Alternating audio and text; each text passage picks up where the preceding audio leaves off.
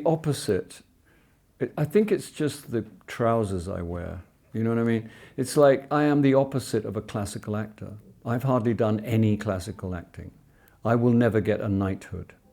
You know, I will never be anointed by the Queen, because it's not my thing. You know, the classic work, classical, what they call classical. The word classical, and I understand, and no disrespect, but it's kind of bonkers.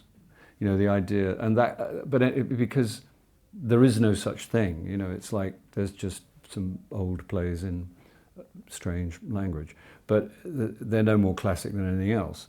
But anyway, it's not my thing. So, you know, I mean, but I understand what you say, and I am aware of it. And I think it's something to do with manners or something that I get mistaken for.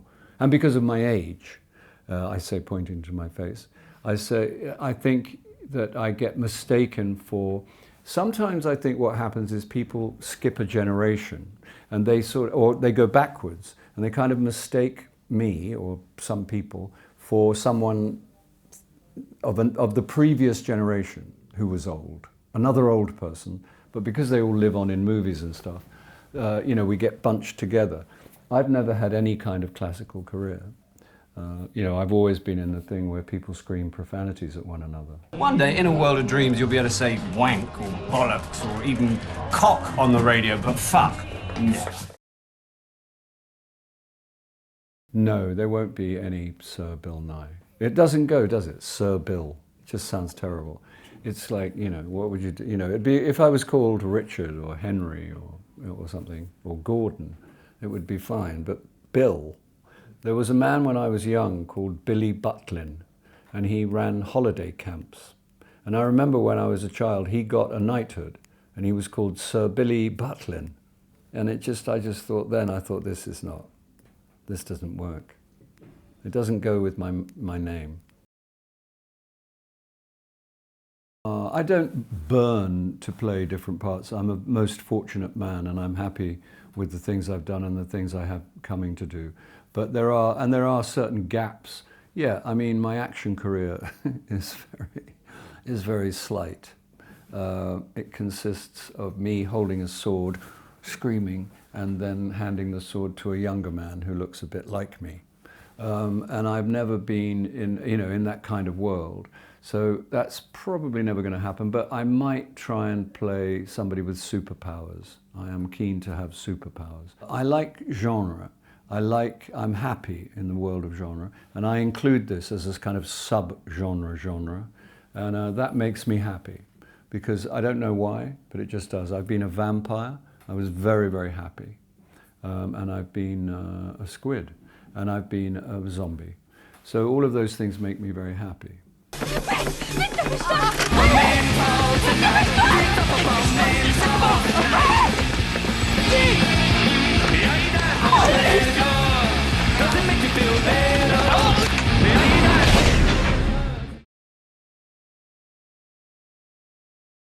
Do you know they don't? And it's a big gap in their education, obviously. They don't teach you things like that. They don't teach you how to be a vampire. They don't teach you how to hiss. They don't teach that in drama schools, which, you know, to me is bizarre. They were part of my childhood. They were very popular in England, and Christopher Lee, who's a wonderful actor, and Peter Cushing were a big part of my childhood viewing. I would be very happy to be mentioned in the same breath as Christopher Lee. I think he did something very difficult and made it look easy. It was very hard to be in those parts, in that level of production, and be taken seriously, which he achieved time after time after time. He was a considerable actor. I would be it's a time-honored tradition. But my favorite is vampire lore.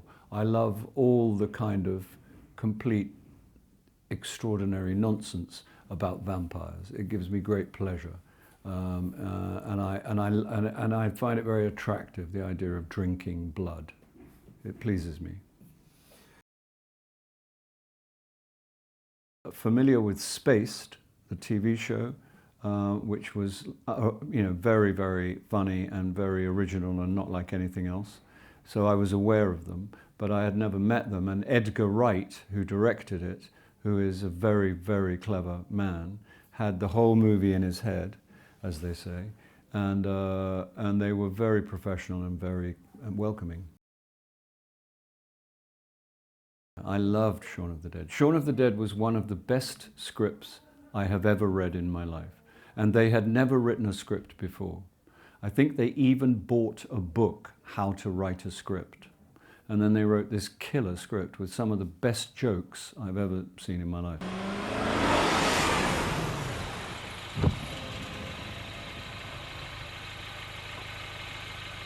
Ça va, monsieur? Hello? Il est mort de toute façon. Eh, c'est pas le problème.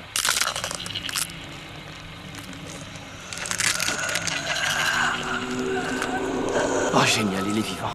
And what I liked about Shaun of the Dead was the fact that it was a how to get your girlfriend back movie, which happened to take place during a zombie apocalypse. That was how dry it was. And Simon Pegg and Nick Frost made me laugh throughout the whole job, throughout the whole engagement. And they are just deeply funny guys. Tu peux me croire, c'est beaucoup de bruit pour rien. Bonjour, Edward. Salut, Barbara. Qu'est-ce que tu as grandi? Ça fait un moment déjà. Qu'est-ce qui s'est passé? Pourquoi il vient? C'était moins facile que prévu. Oh, c'est pas... Bon alors, on vous suit, c'est ça? Non, non, il vaut mieux qu'on... Mais où est la voiture? Il est ruiné. I kept saying to them, this is a hit. And they were like, really? And then I said, in America, they will love this in America. And they were like, really? Because they figured it was sort of a little colloquial. It was a little domestic, you know, that it would maybe have some success in England, but not elsewhere. I just thought the jokes were world class. I thought the whole idea would transmit anywhere in the world. And they, yeah, and it was true. And they, you know, and George Romero, who made Dawn of the Dead, took them out to dinner in Los Angeles. I like stories like that. The expression rock and roll worries me. It always has, but I'm just being picky. But yeah, I'm a big fan. I mean, the greatest rhythm and blues band in the world are the Rolling Stones. That is without question. That's with great respect to all the other bands, but there is no greater rhythm and blues band. I was a big Stones fan. The Beatles, I like the Beatles. Mostly what I like is black American music, and sometimes as interpreted by skinny white guys from Kent. But mostly I like black American music. I like the blues, and I like the thing I liked in the 60s largely was Atlantic Records, Stacks of Wax, and Tamla Motown was a big part of my youth. So I dig that kind of crazy sound. I've played a couple of rock idiots, and one of them was in a film called Still Crazy, where I did get to wear 4-inch fake crocodile platform heels, very tight velvet trousers, and I had hair extensions and funky makeup, and I did have to do high kicks. I split 4 pairs of trousers doing high kicks, and I did have a wall of Marshall amps behind me, which is as near as I'll ever get to rock and roll heaven.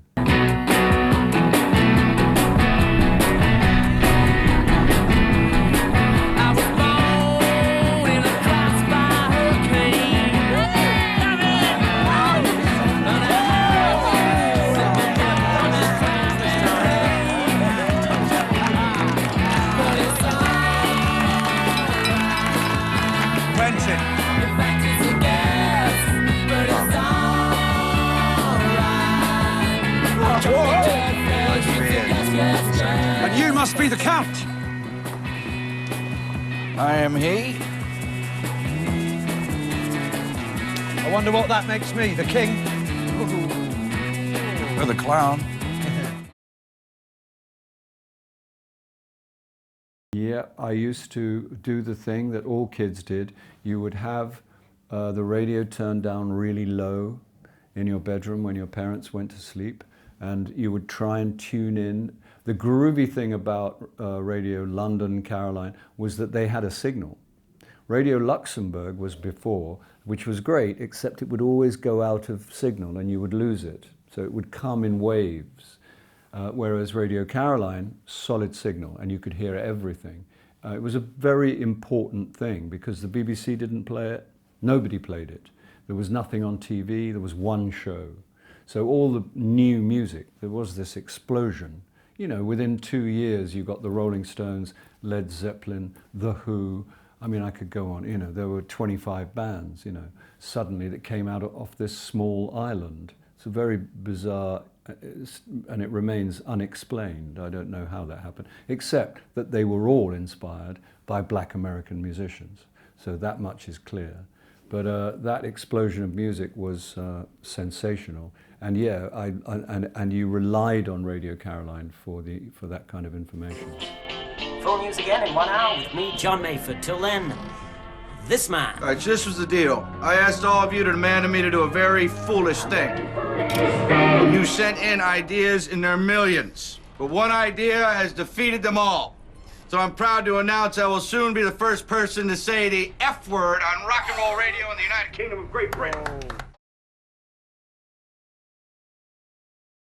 Well, it was fun, you know. To be in Pirates of the Caribbean, for instance, was amazing because you would drive to work in a pickup truck late at night in the dark, and you would go to the beach, and offshore there would be parked, moored, 3 galleons, each one of which cost $10 million, one of which was apparently mine, as it were, and they would be surrounded by huge rain boats, boats that would make rain, movie rain, big fat rain, and then lighting boats, which would hang lights the size of houses, the size of your house, over with a green shade to give a kind of green spooky light. And you would think, I think I'm in the movies. I admire them with all my heart.